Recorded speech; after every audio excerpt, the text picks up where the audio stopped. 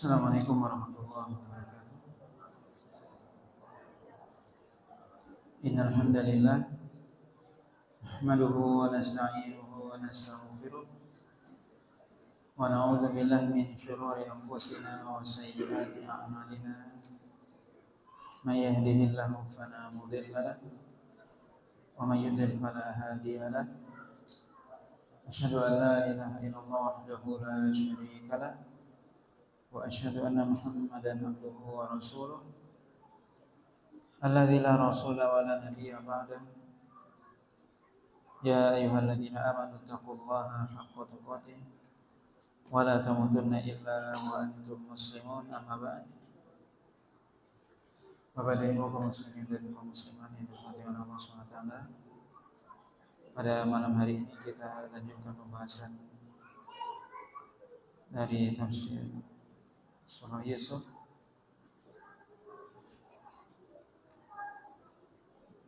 Dimulai dari ayat yang ke-93. Allah SWT berfirman, A'udzubillahi minasyaitonirrajim. Idhabu biqamisi hadha fa'alquhu ala wajhi abi ya'ti basira wa'tuni bi ahlikum ajma'in. Allah SWT menceritakan bahwasanya Nabi Yusuf alaihissalam mengatakan kepada saudara-saudaranya, pergilah kalian dengan membawa bajuku ini, lemparkanlah atau berikanlah atau usaplah dengannya wajah dari bapakku, maka akan menjadikan beliau kembali melihat, dan bawalah kepadaku keluarga kalian semuanya. Bapak dan Ibu yang dirahmati Allah SWT, pada pertemuan yang lalu sudah kita jelaskan bahwasanya Nabi Yusuf alaihissalam akhirnya memberitahu identitas beliau kepada saudara-saudaranya yang awalnya mereka tidak mengetahui bahwasanya menteri yang memberi mereka bahan makanan itu adalah ternyata Nabi Yusuf, saudara mereka sendiri. Kemudian mereka, saudara-saudara Nabi Yusuf, itu mengakui kesalahan mereka dan mengakui bahwasanya Allah SWT telah memberikan kelebihan karunia kepada Nabi Yusuf alaihissalam. Kemudian ketika itu Nabi Yusuf alaihissalam memaafkan saudara-saudaranya. Dan ini bisa kita lihat bagaimana akhlak Nabi Yusuf alaihissalam, bagaimana beliau memaafkan saudara-saudaranya yang tadinya telah berbuat zalim kepada beliau sendiri. Maka Nabi Yusuf mengatakan la tathriba alaikum al-yawm, yaitu tidak ada celaan buat kalian, artinya aku memaafkan kalian. Dan bahkan Nabi Yusuf mendoakan saudara-saudaranya agar saudara-saudaranya tersebut diampuni oleh Allah SWT. Kemudian setelah itu Nabi Yusuf mengatakan kepada saudara-saudaranya untuk membawa pakaiannya, bajunya, dan diberikan kepada bapak beliau, yaitu Nabi Yaqub alaihissalam. Dan kata Nabi Yusuf, dengan izin Allah maka Nabi Yaqub kembali akan bisa melihat. Kemudian juga Nabi Yusuf berpesan untuk membawa agar saudara-saudara beliau ini membawa keluarga-keluarga mereka semua, yaitu untuk datang ke Mesir. Maka ini pesan ya, Nabi Yusuf alaihissalam. Kemudian dalam ayat selanjutnya Allah SWT menceritakan walamma fasalatil 'iru qala abuhum inni la ajidu riha Yusuf laula an tufannidun. Qalu tallahi innaka lafi dhalalikal qadim. Yaitu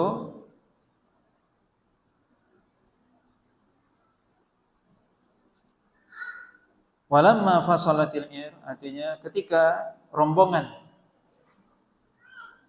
dari saudara-saudara Nabi Yusuf itu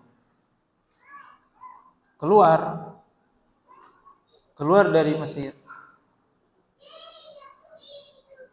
maka dengan izin Allah SWT, mukjizat dari Allah SWT, maka Nabi Yakub bisa mencium bau dari Nabi Yusuf,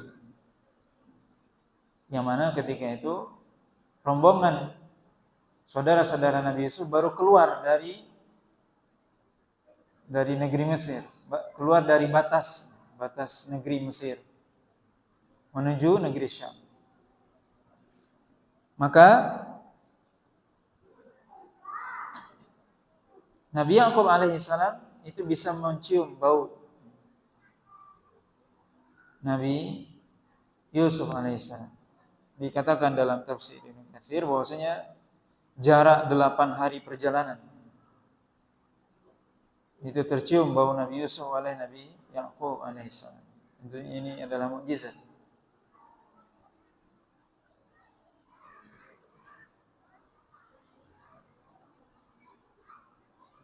Nabi Yakub mengatakan, inilah ajidariha Yusuf. Sesungguhnya aku benar-benar mendapatkan atau mencium bau Nabi Yusuf. Laula an tufannidun. Kalau bukan kalian menganggap bahwasanya aku ini sudah lemah secara pemikiran. Yaitu di mana anak-anak Nabi Yakub ataupun kerabat dari Nabi Yakub itu menganggap bahwasanya Nabi Yakub ini karena beliau sudah tua, maka tentunya ya pikirannya sudah lemah. Makanya mereka mengatakan qalu tallahi innaka lafi dhalalikal qadim. Mereka mengatakan sesungguhnya demi Allah engkau berada di dalam kesesatanmu yang lama. Maksudnya apa? Masih juga engkau mengingat Nabi Yusuf alaihissalam. Ini padahal sudah lama. Nabi Yusuf sudah tidak ada. Engkau masih mengingat. Maka dianggap ini ya Anda ini sudah tua. Ya pemikirannya sudah enggak lurus lah, bahasa kita seperti itu. Itu anggapan mereka. Kemudian masih mengingat sesuatu yang sudah tidak ada, sudah lama, puluhan tahun sudah enggak ada Nabi Yusuf. Masih juga diingat-ingat. Ini berarti Anda ya pikirannya sudah mungkin kalau bahasa kita ngawur lah. Ya tapi ya Anda ini sudah tua, ya dimaklumi lah, orang sudah tua. Ini kata mereka. Tapi apa? Allah SWT tentunya Maha Kuasa. Falamma anja al-bashir alqahu ala wajhi fartadda basira. Qala alam aqul lakum inni a'lamu minallahi ma la ta'lamun.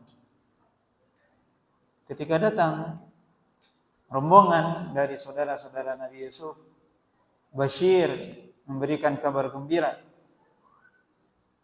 Itu saudara-saudara Nabi Yusuf datang kepada bapaknya memberikan kabar gembira. Apa kabar gembiranya? Bahwasanya Nabi Yusuf ternyata masih hidup. Alqahu ala wajhihi. Maka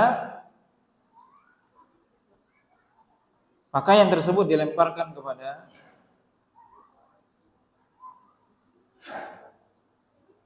wajah dari Nabi Yakub alaihissalam. Fartadda basira. Maka kemudian dengan izin Allah SWT kembali Nabi Yakub bisa melihat. Maka ini adalah mukjizat yang Allah berikan kepada Nabi Yusuf dan kepada Nabi Yakub. yaitu mukjizat yang Allah berikan dengan baju Nabi Yusuf alaihissalam lewat perantara. Ini namanya asbab, perantara. Maka dengan izin Allah kembali Nabi Yakub bisa melihat. Dan ini juga bisa kita lihat, ini keutamaan Nabi Yusuf alaihissalam dan juga keutamaan Nabi Yakub.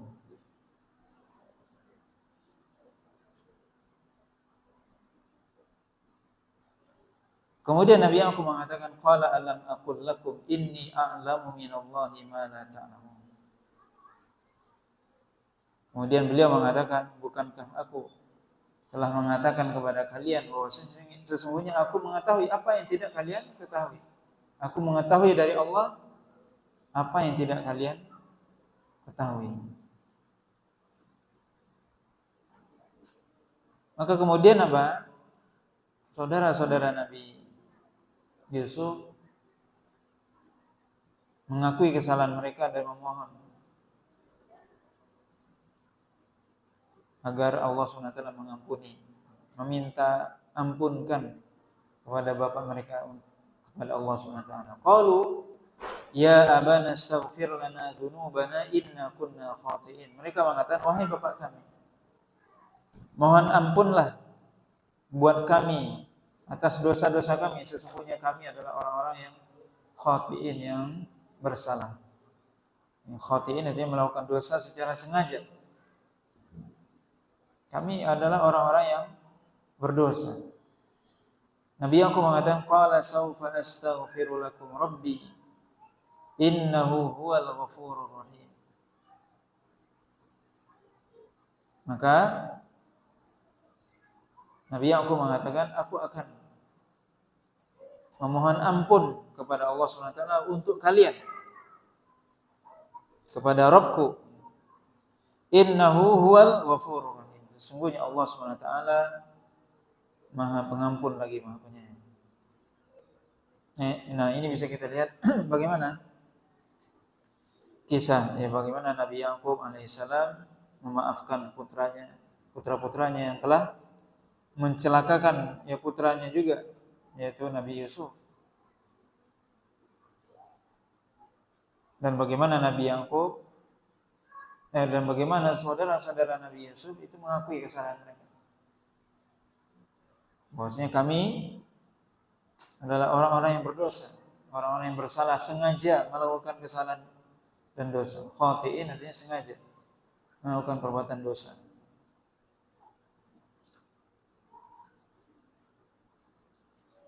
Kemudian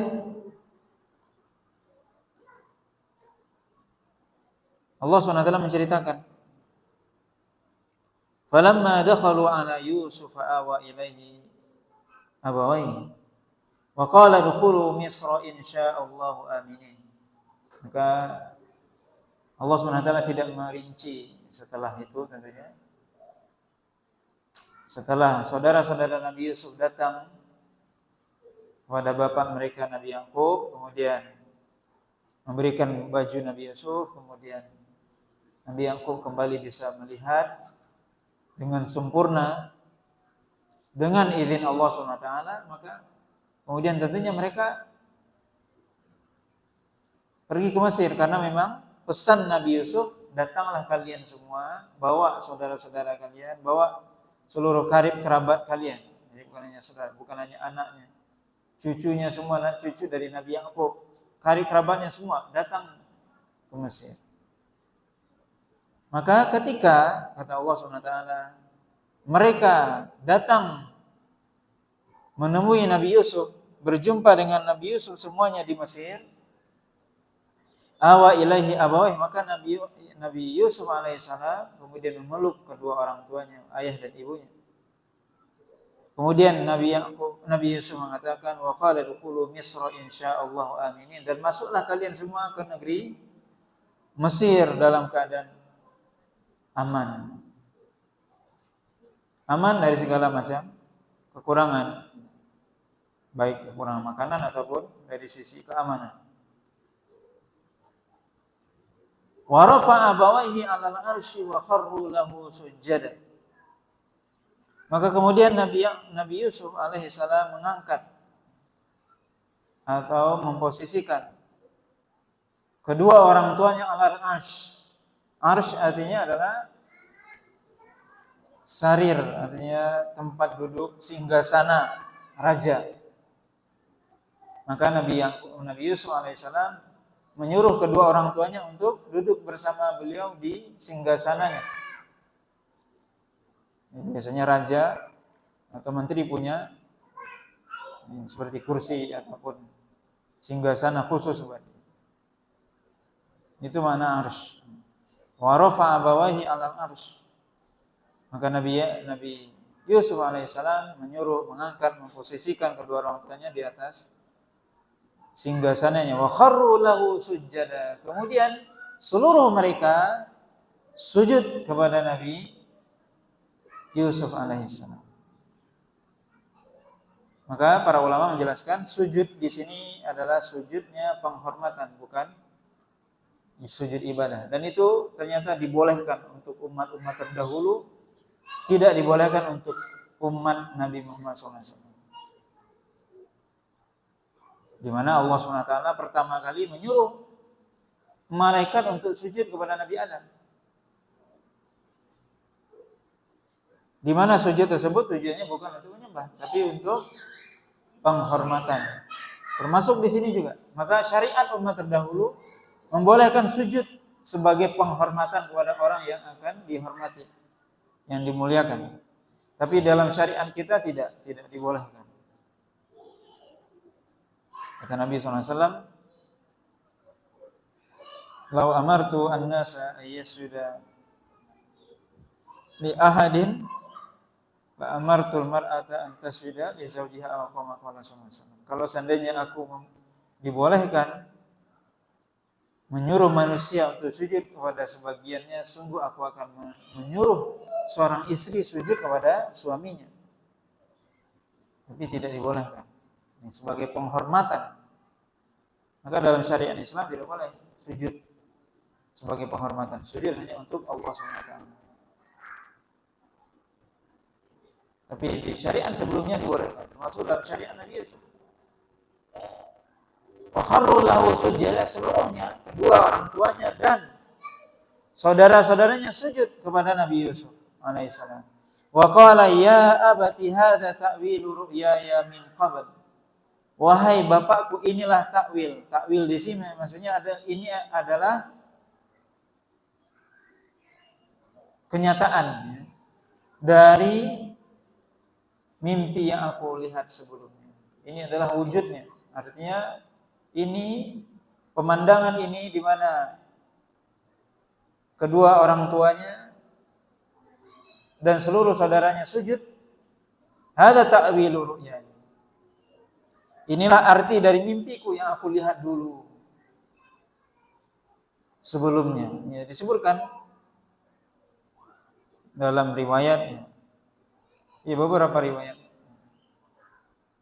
Ada yang mengatakan bahwasanya antara kejadian ini, antara mimpi Nabi Yusuf dengan takwilnya, dengan kejadian sesungguhnya itu jaraknya 40 tahun. Berarti selama itulah Nabi Yusuf dan Yakub berpisah. Qad ja'ala rabbi haqqan. Sungguh Allah SWT, Rabbku telah menjadikannya benar-benar terjadi. Itu ketika Nabi Yusuf menceritakan mimpinya kepada bapaknya. Inni ra'aitu ahada asyara kawkaban wasyamsa wal qamara ra'aituhum li sajidin, di awal surah Yusuf. Aku melihat dalam mimpiku bahwasanya ada 11 bintang. Matahari dan bulan sujud kepadaku. Inilah yang dimaksud. 11 bintang maksudnya adalah 11 saudaranya. Matahari dan bulan maksudnya adalah ayah dan ibunya. Sujud kepada beliau sebagai penghormatan. Di mana beliau menjadi orang yang mulia. Mulia di dunia dan di akhirat. Mulia dari sisi dunia dan dari sisi agama. Dari sisi agama beliau diangkat oleh Allah SWT jadi nabi. Dari sisi dunia beliau menjadi menteri. Maka Nabi Yusuf menggabungkan dua kemuliaan, kemuliaan dunia dan kemuliaan agama. Kemudian Nabi Yusuf alaihissalam mengatakan, wa qad ahsana bi id akhrajani minas sijn. Di mana dalam ayat ini Nabi Yusuf menyebutkan karunia Allah SWT yang Allah berikan kepada beliau, rahmat dan karunia-Nya, atau nikmat yang Allah berikan kepada Nabi Yusuf. Di mana beliau mengatakan, wa qad ahsana bi id akhrajani minas sijn.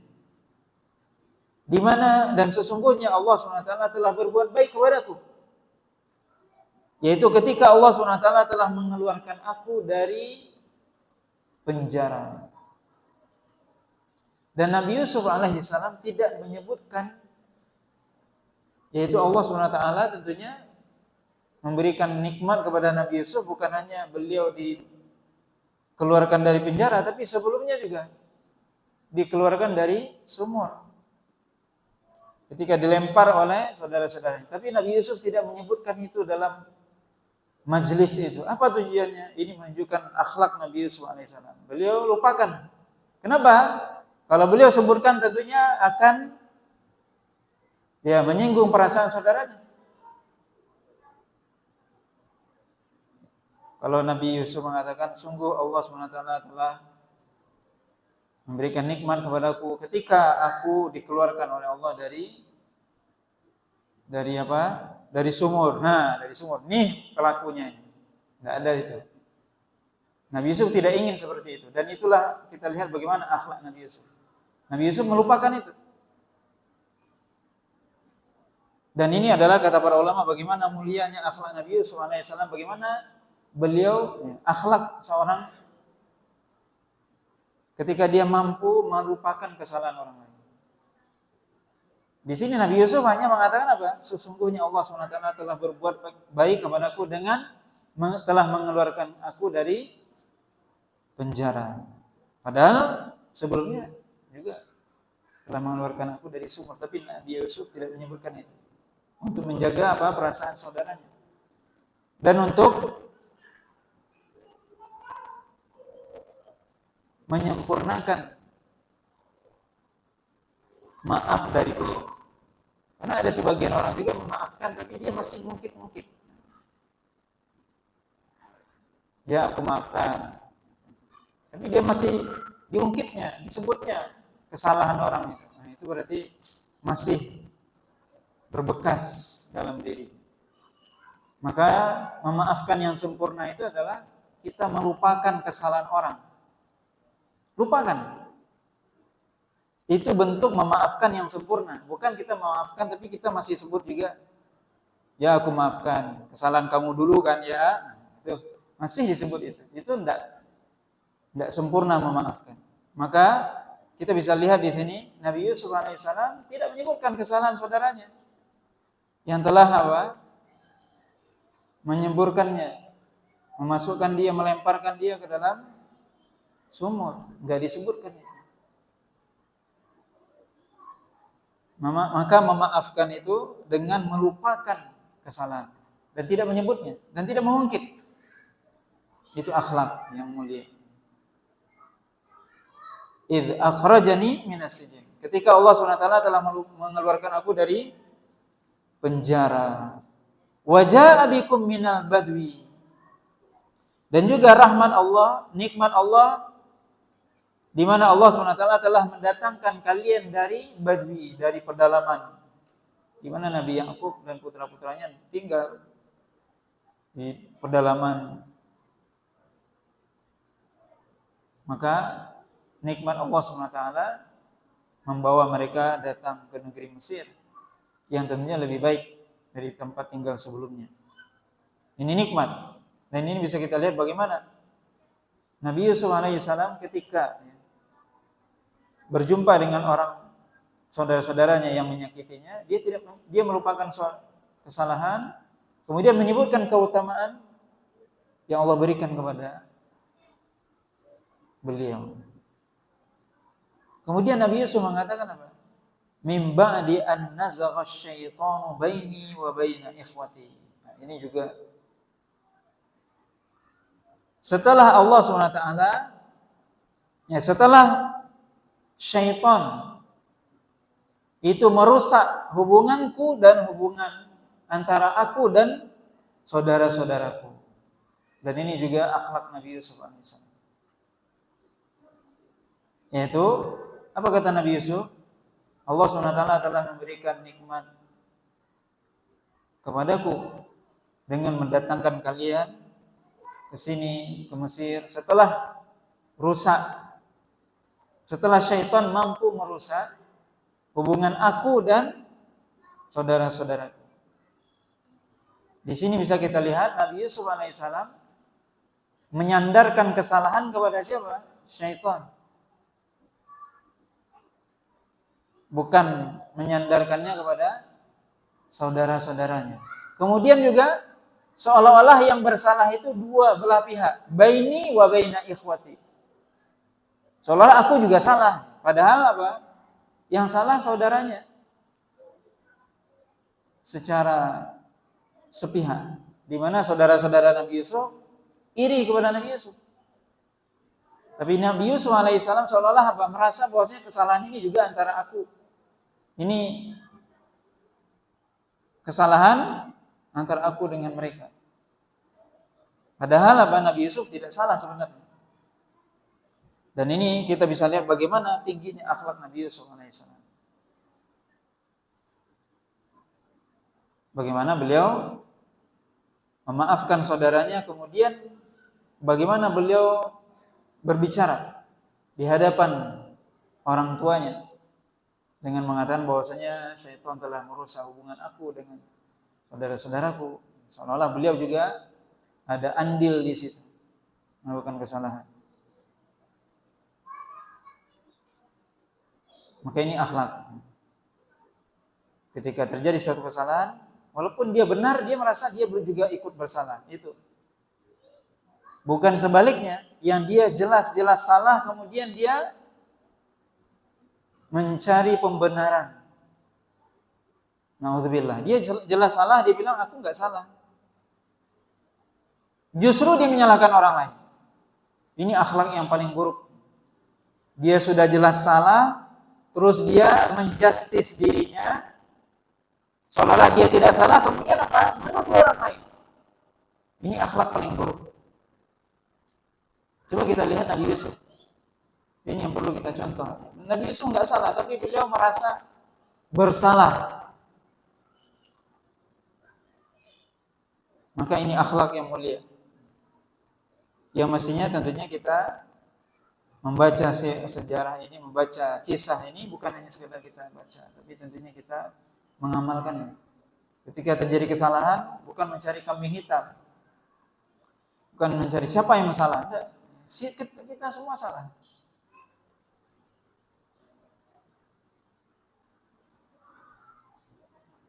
Inna Rabbi latifun lima yasha. Sesungguhnya Rabbku latifun, maha mengetahui. Latif itu artinya maha halus. Halus maksudnya di sini adalah mengetahui yang paling kecil. Latifun, afwan. Latif artinya maha lembut. Allah SWT, Inna Rabbi latifun lima yasha. Sesungguhnya Rabbku latifun, maha lembut kepada siapa yang dikehendakinya. Innahu huwal alimul hakim. Sesungguhnya Allah SWT alim, maha mengetahui. Maha mengetahui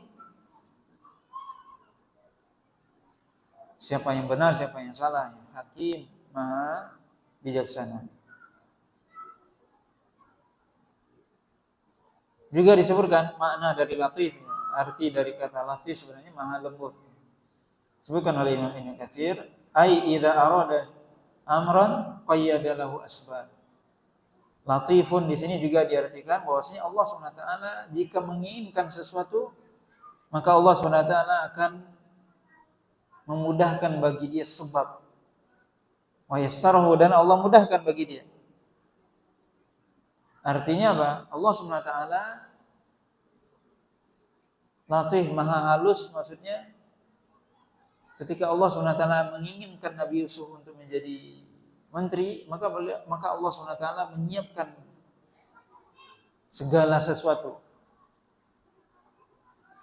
Dalam bahasa kita skenario disiapkan. Nabi Yusuf dibuang, Nabi Yusuf masuk penjara, itu skenario Allah, itu Allah yang bikin, itu Allah takdirkan, itu Latif. Allah SWT yang mengatur itu semua. Siapa yang tahu di balik takdir ini? Allah SWT. Gimana Nabi Yusuf dibuang ke sumur, Nabi Yusuf menjadi budak, Nabi Yusuf diperjualbelikan, Nabi Yusuf masuk ke dalam penjara. Itu semua Allah SWT ketika menginginkan sesuatu bagi hambanya, maka Allah SWT akan siapkan sebab-sebabnya. Enggak tiba-tiba aja langsung jadi menteri, enggak. Disiapkan, ada alurnya, ada sebabnya. Maka ini kesempurnaan syariat kita, bahwasanya segala sesuatu itu diikat dengan sebab. Walaupun tentunya bisa saja Allah mentakdirkan tanpa sebab, bisa apa tidak? Bisa. Allah takdirkan Nabi Yusuf langsung jadi raja, bisa apa enggak? Bisa, enggak ada yang enggak bisa. Tapi hikmah Allah SWT menyiapkan segala sesuatu itu ada sebabnya. Ya, ibaratnya kita kalau enggak makan pun bisa enggak kenyang. Kalau Allah SWT takdirkan bisa. Bisa. Tapi Allah enggak ingin itu. Disuruh kita kerja, makan, supaya cari makan. Kalau Allah inginkan kita bisa berilmu tanpa belajar, bisa apa enggak? Bisa. Gampang bagi Allah. Kun aliman. Jadilah kamu orang alim. Jadi orang alim walaupun tanpa belajar, langsung lahir langsung jadi ulama. Bisa, enggak ada yang enggak bisa. Tapi Allah enggak menginginkan itu. Allah bikin asbabnya, disuruh belajar, disuruh menuntut ilmu supaya jadi orang berilmu. Itu namanya ya'khud al-asbab. Allah SWT menginginkan itu. Maka Nabi Yusuf ditempa. Seorang ketika Allah SWT menginginkan bagi seorang suatu hal yang besar, maka Allah siapkan sejak dari kecil, sejak dari dini. Disiapkan dia. Mungkin berbagai macam rintangan, cobaan, disiapkan. Sejak dari kecil. Sehingga dia sudah siap, sudah tertempa. Ketika menjadi orang yang sudah dewasa, dia mampu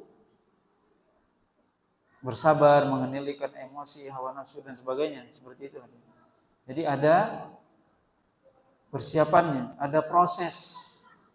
Allah menginginkan itu. Maka dalam syariat Islam itu ada proses.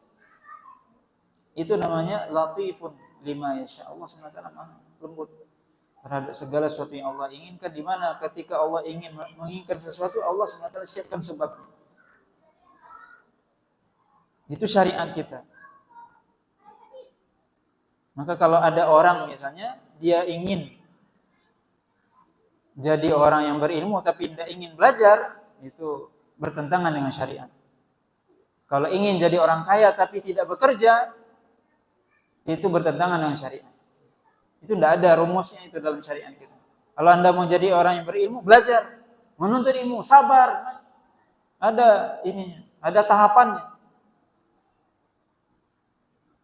Semuanya ada alurnya. Kalau Anda mau jadi orang kaya, bekerja, berusaha, peras keringat, banting tulang gitu bahasanya. Bekerja, berusaha. Kalau Anda lagi sakit, berobat, berusaha. Itu namanya apa? Hikmah yang Allah siapkan. Itu adalah alur dalam agama kita. Itu syariat. Ada asbabnya. Ya'khud asbab. Seperti juga kita bisa lihat tadi ya. Mungkin tadi terlewat bahwasanya Nabi Yakub dengan izin Allah sebenarnya bisa saja melihat tanpa harus dilemparkan baju Nabi Yusuf ke muka beliau atau diusap oleh beliau mukanya. Bisa. Tapi apa? Mengusap baju itu menjadi sebab. Enggak langsung kun. Nah, jadilah melihat. Enggak gitu. Tapi ada prosesnya. Diusap oleh beliau baju Nabi Yusuf, maka bisa melihat. Proses itulah namanya asbab. Jadi segala sesuatu ada sebabnya. Tapi yang menciptakan sebab itu adalah Allah SWT. Itu juga perlu kita pahami dengan baik. Siapa yang menciptakan sebab itu? Kok bisa?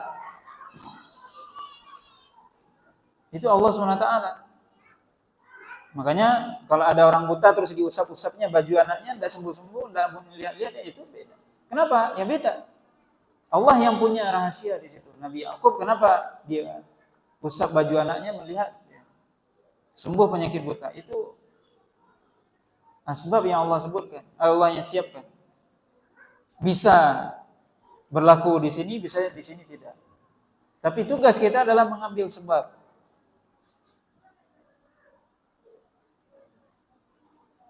Jadi tidak ada yang tidak ada sebab. Tapi semua harus ada sebab. Tidak ada orang yang langsung bisa, misalnya orang jadi alim.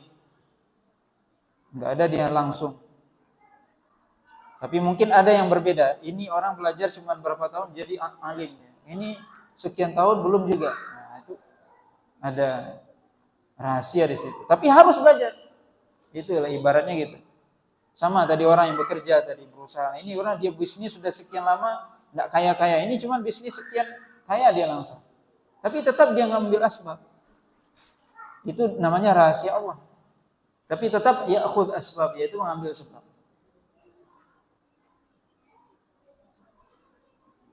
Maka di sini bisa kita lihat bagaimana Nabi Yusuf alaihissalam, bagaimana beliau memaafkan saudara-saudara beliau, kemudian tidak mengungkit, tidak mengingat. Ketika memaafkan, ini penting bagi kita untuk kita tiru. Ketika kita memaafkan kesalahan orang, tidak kita ingat, tidak sebut-sebut, tidak perlu kita sebut kesalahan itu. Yang namanya dimaafkan, dilupakan, lupakan kesalahan, seolah tidak ada. Dan juga bagaimana beliau mengutarakan sesuatu, tidak menyalahkan orang lain, tapi justru beliau sebenarnya walaupun tidak salah, justru seolah-olah beliau merasa bersalah. Nah, di sini akhlak yang baik. Bukan sekali lagi, bukan sebaliknya, kita salah kemudian kita mencari pembenaran, kemudian justru melemparkan kesalahan kepada orang lain. Bukan itu.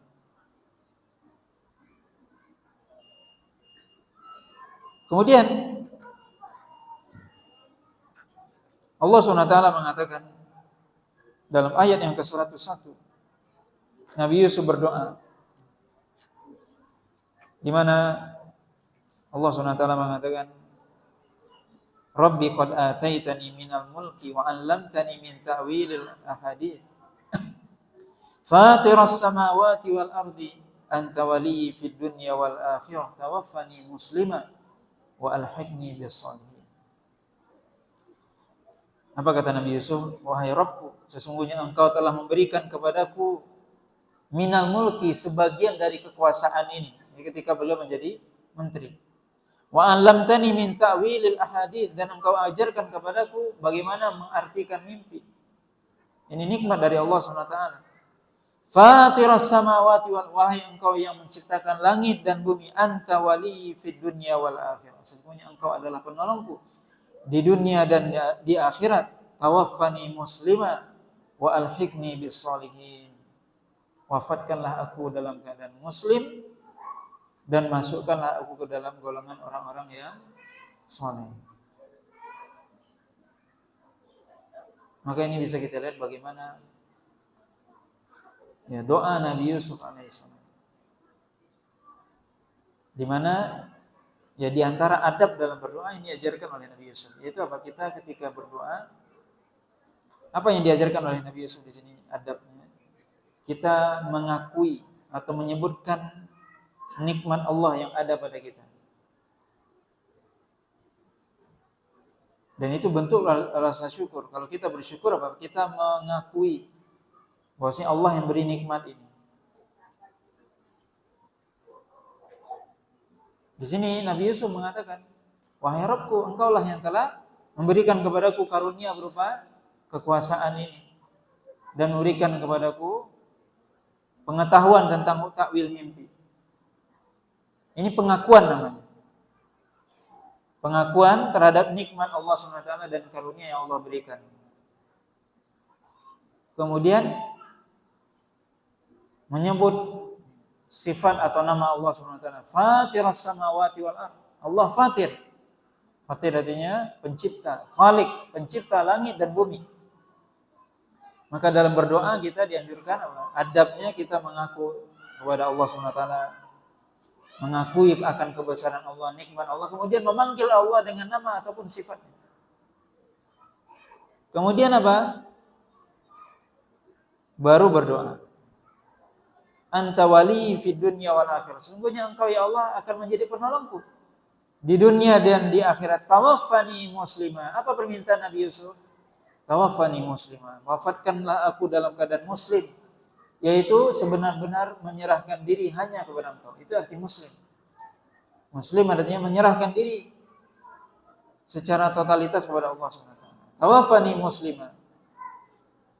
Wafatkanlah aku dalam keadaan muslim. Dan itu adalah pesan Nabi Yakub kepada Nabi Yusuf, kepada putra-putranya,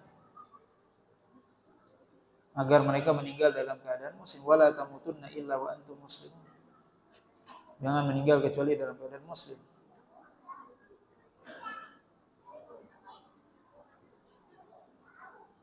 Wa alhiqni bis-shalihin. Dan masukkanlah aku ke dalam golongan orang-orang yang saleh. Nah, ini doa ya Nabi Yusuf, dan tentunya ini adalah doa yang baik. Kita minta kepada Allah Subhanahu wa taala, tawaffani musliman. Ya Allah, wafatkanlah aku dalam keadaan muslim. Dan Allah Subhanahu wa taala menyuruh kita, wa la tamutunna illa wa antum muslimun. Jangan meninggal kecuali dalam keadaan muslim, yang benar-benar menyerahkan diri kepada Allah Subhanahu wa taala, berserah diri kepada Allah. Kita berdoa kepada Allah, minta kepada Allah, tawaffani musliman. Ya Allah, wafatkan aku dalam keadaan muslim. Wa alhiqni bis-shalihin. Dan masukkan aku ke dalam golongan orang-orang yang saleh.